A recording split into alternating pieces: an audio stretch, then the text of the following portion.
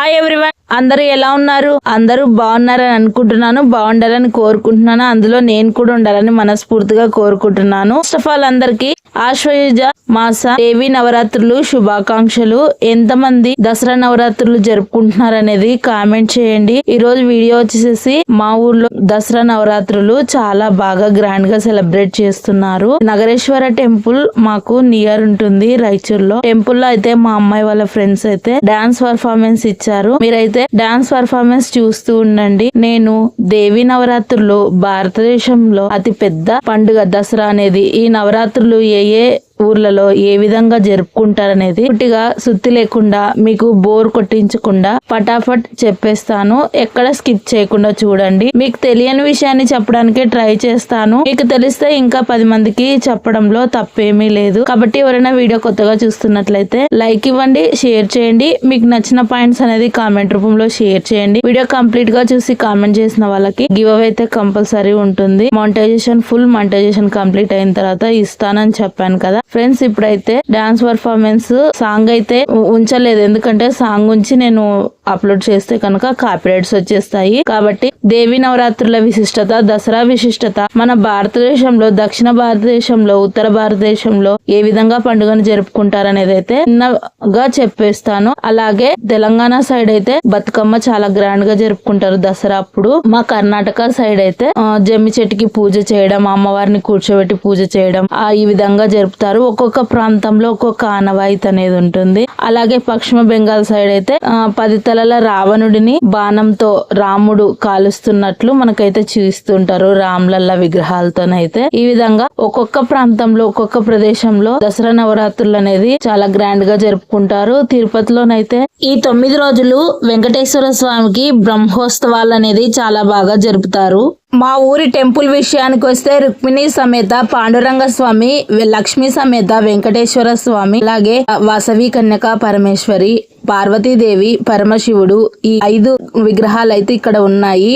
ఇక్కడ చాలా బాగా ఒక 10 years కింద ప్రాణ ప్రతిష్ఠ జరిపి వీటినైతే పునరుద్ధరించారు టెంపుల్ నైతే. అప్పటి నుంచి అన్ని కార్యక్రమాలు చాలా చక్కగా నిర్వహిస్తున్నారు. కర్ణాటకలో ఫస్ట్ మైసూర్లోనైతే దసరా నవరాత్రులు చాలా బాగా సెలబ్రేట్ చేసుకుంటారు. భారతదేశంలోనే దసరా గుర్తుకొచ్చిందంటే మైసూర్లోని ఉత్సవాలే మనము ఫస్ట్ చూస్తాము. ఇంకా వేరే ఊర్లలో ఏ విధంగా జరుపుతారు. అలాగే ఈ సంవత్సరం 11 అవతారాలు అయితే వచ్చాయి అమ్మవారివి. 4వ రోజు కాత్యాయని దేవి అవతారంలో మనకైతే అమ్మవారు కనిపిస్తారు. ఈ ఫంక్షన్ జరిగింది కూడా 4వ రోజు కాబట్టి కాత్యాయని దేవి గురించి కొన్ని విశేషాలు అయితే చెప్తాను. అలాగే ఏ ఊర్లలో పండుగను ఏ విధంగా సెలబ్రేట్ చేసుకుంటారు అనేది కూడా దసరా ఉత్సవాలను దేశమంతా వివిధ రూపాలలో జరుపుకుంటారు. మొట్టమొదటిగా మైసూర్, రెండవది కలకత్తా, మూడవది ఒడిశా, 4వది తెలంగాణ, 5వది విజయవాడ. ఖానాపూర్లలో ఒక్కో చోట ఒక్కో విధంగా జరుపుకుంటారు. ఇవే కాక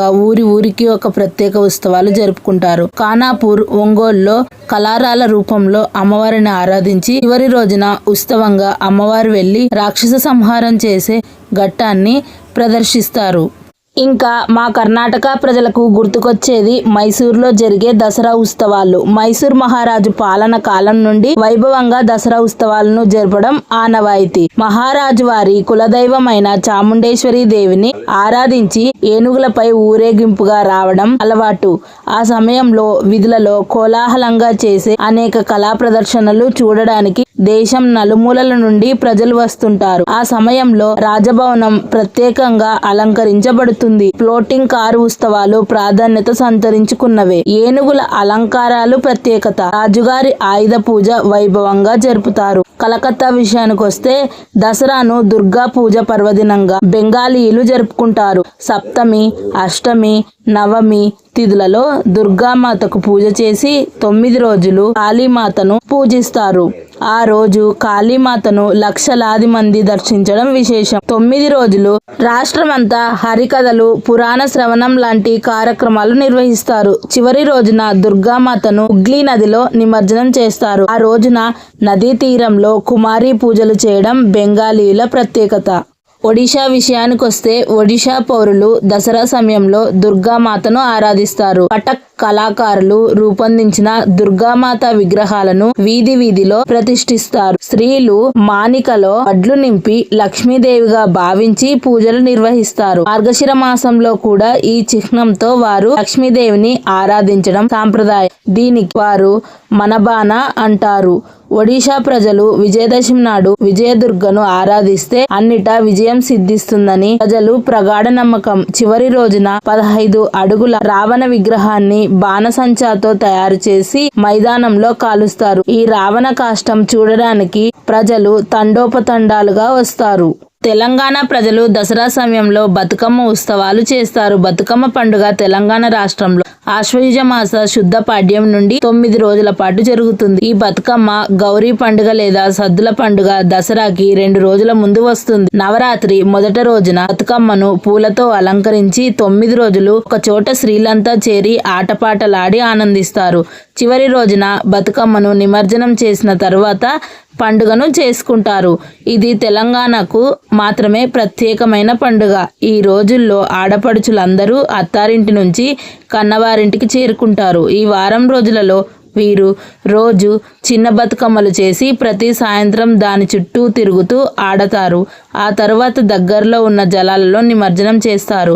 అయితే చివరి రోజు అత్యంత మనోహరంగా ఉంటుంది. ఆ రోజు మగవారంతా పచ్చిక బయళ్ళలోకి పోయి తంగేడు గనుగు పూలు భారీగా ఏరుకొని వస్తారు. ఆ తర్వాత ఇంటిల్లాది పాది కూర్చొని ఆ గునుగు పూలు, తంగేడు, కల్వ పూలు, ఇతర రకాల పూలతో బతుకమ్మను తయారు చేస్తారు.